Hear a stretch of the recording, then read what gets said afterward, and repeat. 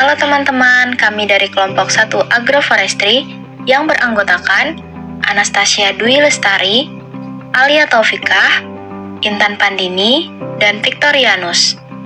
Pada tugas praktikum kali ini, kami mengutip salah satu artikel yang berjudul Pengembangan Sarana Wisata Perkebunan Teh Gunung Manik dengan konsep agrowisata di Desa Karya Mukti, Kabupaten Cianjur. Apa saja pokok permasalahannya? Mari kita bahas. Agrowisata merupakan salah satu bentuk model pengembangan pariwisata yang memanfaatkan sumber daya pariwisata seperti lahan pertanian dan fasilitas terkait perkebunan. Manfaat agrowisata yaitu untuk konservasi sumber daya alam, perlindungan teknologi lokal, dan peningkatan pendapatan masyarakat dan petani, serta dapat digunakan untuk tempat wisata. Salah satu contohnya ialah perkebunan teh. Perkebunan teh yang ada di Indonesia saat ini tidak hanya dimanfaatkan sebagai area perkebunan, tetapi juga dimanfaatkan sebagai media untuk mendatangkan masyarakat ke area perkebunan teh untuk tempat berkunjung dan berkreasi. Dengan kata lain ialah sebagai pariwisata. Jawa Barat merupakan daerah penghasil teh terbesar di Nusantara. Dengan lebih dari 78% produksi perkebunan teh di Indonesia diproduksi di daerah ini, di mana lokasi ini menjadikan teh merupakan komoditas utama di Jawa Barat. Sebagai daerah penghasil teh, Kabupaten Cianjur juga berkontribusi terhadap beberapa perkebunan teh yang dianggap sebagai pionir. Salah satu perkebunan teh yang berkontribusi di daerah Kabupaten Cianjur ialah perkebunan teh Gunung Manik.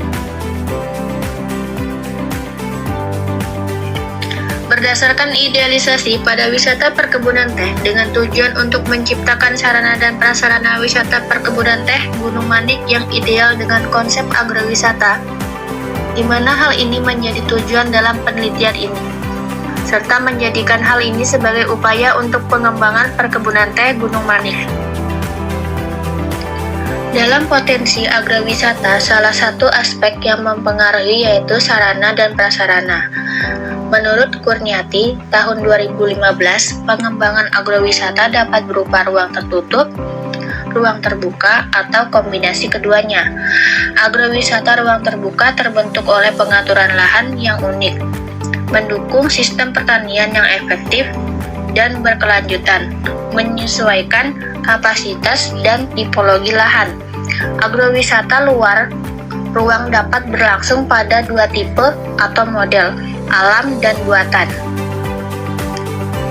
Berdasarkan sarana dan prasarana yang tersedia pada kawasan perkebunan teh Gunung Manik, terdapat masalah yang ada pada kawasan tersebut, seperti terbengkalainya beberapa bangunan yang berada di kawasan perkebunan teh dan menjadikan kawasan perkebunan teh tersebut tidak terawat dan tidak berfungsi dengan baik. Hal ini merupakan permasalahan yang harus diatasi, karena jika tidak diatasi, tentunya akan menurunkan minat wisatawan yang mengunjungi kawasan perkebunan teh Gunung Manik dan memungkinkan akan menimbulkan stigma pada wisatawan terhadap perkebunan teh Gunung Manik. Oleh karena itu, perlu dilakukannya pengembangan sarana dan prasarana yang tersedia. Untuk melakukan upaya pengembangan kawasan perkebunan teh Gunung Manik, maka dilakukannya studi banding terhadap sarana dan prasarana perkebunan teh yang menerapkan konsep agrowisata. Dari studi banding yang telah dilakukan pada ketiga perkebunan teh yang menerapkan konsep agrowisata, maka program kedepannya juga ditawarkan dengan dibuat menjadi 3 zona, yaitu zona utama, zona pendukung, dan zona servis. Kesimpulan yang diperoleh yaitu pada zona utama, fasilitas wisata yang diberikan berupa camping ground, toilet, kafe, single teh booth sosro, taman, teh cafe, teh workshop, teh walk, ATV, dan saung.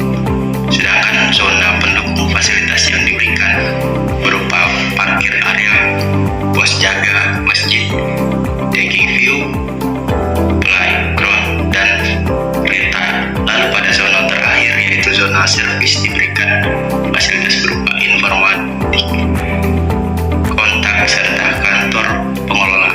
Hal ini bertujuan untuk